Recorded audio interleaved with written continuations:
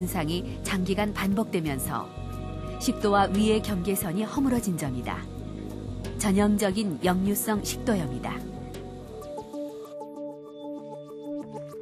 그렇다면 식사를 빨리 하는 것이 어떻게 역류성 식도염을 불러오는 것일까?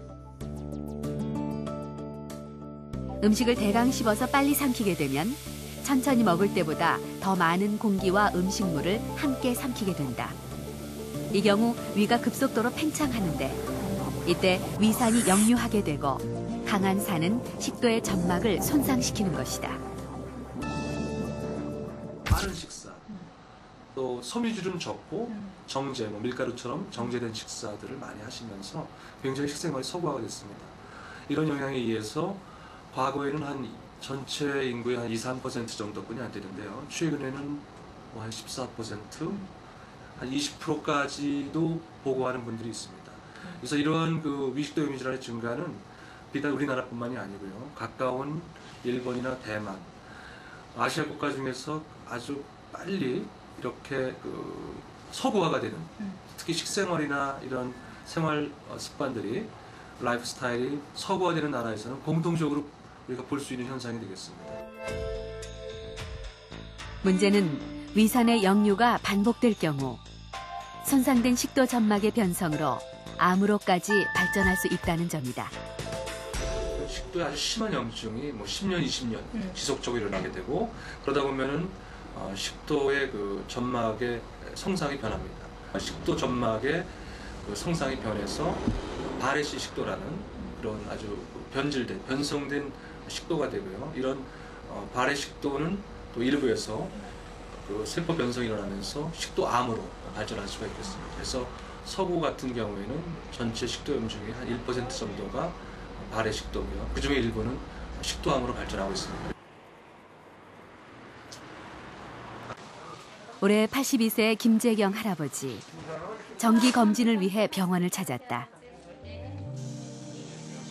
먼저 위 내시경 검사가 시작됐다. 그런데 놀랍게도 십이지장이나 위 모두 염증이나 긁힌 자국 하나 없이 깨끗하다. 보통 80대의 경우 위점막이 위축되거나 위벽이 얇아지는 위축성 위염이 많아 위암에 노출될 위험이 크다. 하지만 할아버지의 위는 웬만한 젊은 사람의 위보다도 깨끗하고 건강했다. 네, 할아버님 오늘 위 내시경을 시행했는데요. 식도는 아주 정상 소견이었고 보통 80대 환자분에서 볼 수 있는 만성 위축성 위염이라든가 장상피하증 같은 소견도 없었고요. 위궤양이나 십이지장궤양, 위암 이런 특별한 질환들이 보이지 않는 아주 건강한 위 상태였습니다. 80이 넘은 지금까지도 600평 밭을 혼자 일굴 정도로 정정하신 할아버지는 자신의 건강 비결로 평생 지켜온 식사 습관을 꼽는다.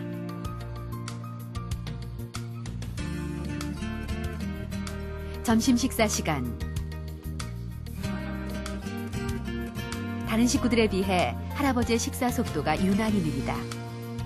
할아버지는 모든 음식을 보통 100번씩 씹은 후에야 삼킨다. 그래서 평생 소화제 한 번 드셔본 일이 없다. 혹시는 맛있어요? 그러면 달더러 씹어야 맛있지. 꼭둑꼭둑 씹어먹어. 내가 속 아프다라면은 꼭둑꼭둑 씹어먹어서 얼른 끝이 나서 이렇게 만날 아프게 된다. 그래서 천천히 남은양 먹어라. 항상 그 소리 해. 난 봐서 꼭둑꼭둑 아무렇게나 먹으면 또 소화제 먹어야 되거든. 아내와 자식들에게 꼭꼭 씹어 천천히 먹는 것이 최고의 보약이라고 평생 강조해왔지만 가족들은 다들 실천하는 게 쉽질 않다. 잡수느냐고 그것도 못해요. 질린 건 한 100번 씹고 또 좀 물른 거는 한 5~60번씩 씹고 이 정도지 뭐. 그리고 그냥 꿀떡꿀떡 생기질 않아요. 그냥 녹아서 아니면 넘어가게. 어느 정도 먹은 거 잘. 그렇다면 할아버지처럼 많이 씹어 먹을 경우 어떤 좋은 효과가 있는 것일까?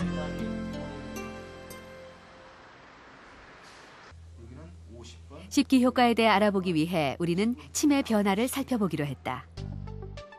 먼저 맛과 향을 제거한 껌 베이스를 준비해 씹는 동안 다른 조건의 영향을 받지 않도록 했다.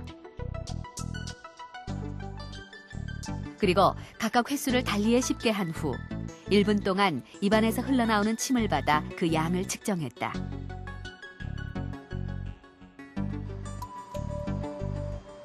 실험 결과 씹는 횟수가 많아질수록 침의 분비량도 증가하는 것으로 나타났다. 안정 시에 비해 100번 씹었을 때 침은 2배 이상 분비됐다. 놀라운 것은 침의 양뿐만 아니라 침의 성분까지 달라진다는 점이다. 평소 침은 주로 턱밑샘에서 나오지만 씹기를 반복하면 귀밑샘에서도 나오게 된다. 이때 나오는 침은 소화 효소가 많을 뿐 아니라 침의 산성도에도 영향을 미친다. 각각 씹는 횟수를 다르게 해서 모은 침으로 산성도를 측정해 보았다. 처음에 야갈칼리였던 침은 씹는 횟수가 많아질수록 산도가 떨어졌다. 그리고 100번 씹었을 때 소화에 이상적인 산도 6.8을 기록했다. 많이 씹게 되면 침의 양이 증가됐잖아요. 그러니까 본래 있던 그 산도가 희석이 돼서 점점 산도가 낮아진 것으로 생각이 됩니다. 그런데 재밌게도 오늘 실험에서 100번을 씹었을 때 6.8 정도로 나오게 됐는데 그 산도는 이 아밀레이즈, 녹말을 익혀진 녹말이 메가당으로 분해시키는 그 효소가 제일 활성화되는 그런 산도예요. 그래서 소화작용에 굉장히 도움이 되는 그런 환경이 조성되는 겁니다.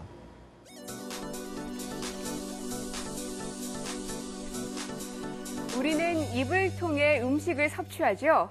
그리고 음식은 소화라는 과정을 통해서 우리 몸에 흡수되는데요. 그렇다면 여러분은 소화의 시작이 어디부터라고 생각하시나요? 위 혹은 장이라고 알고 계신 분들 많으시죠? 하지만 소화는 이미 입 안에서 시작됩니다. 입 안에 들어온 음식물은 저작운동, 즉 씹기를 통해서 잘게 부서지는데요. 이것은 굉장히 중요한 첫 번째 소화 과정입니다. 만일 음식을 대강 씹어 삼키게 되면 음식물은 그대로 위로 넘어가게 됩니다. 문제는 위와 식비지장을 연결하는 유문이 굉장히 좁기 때문에 큰 덩어리의 음식물을 1mm 이하로 잘게 쪼개야 다시 식비지장으로 옮길 수 있다는 사실입니다. 입에서 씹기라는 중요한 소화 기능을 소홀히 하게 된다면 그 몫은 고스란히 위가 감당하게 됩니다. 위의 고통이 시작되는 것이죠.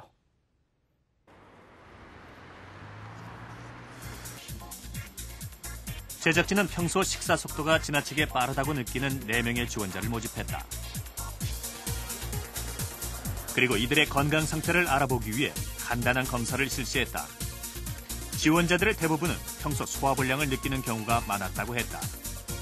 이제 거의 잘 채갖고요. 항상 그 바늘이 있을 집에 항상 바늘을 많이 따고요. 그거 해서 안 되면 약 거의 먹고요. 숟가락만 들면 밥을 씻기가 하여튼 씹은지 만지도 모르게 넘어가 버려요.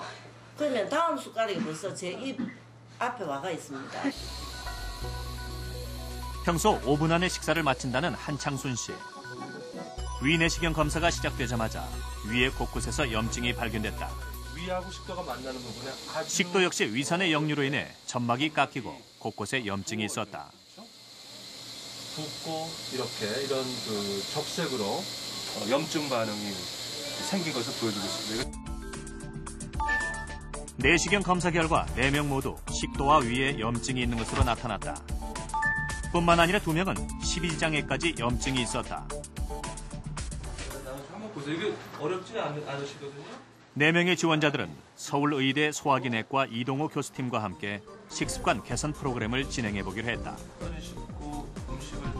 약물 치료 없이 3주간 천천히 씹어먹는 식습관 개선만으로도 식도와 위의 상태가 얼마나 좋아지는지 알아보기로 한 것이다. 지원자들에게는 총 5가지의 식사 수칙이 정해졌다. 식사는 한 입에 최소 20회 이상 씹고 식사 시간은 20분 이상 천천히 먹는다. 그리고 매일 실천 사항을 기록하게 했다. 식습관 개선 프로그램 2주째. 지원자 중에서 가장 위장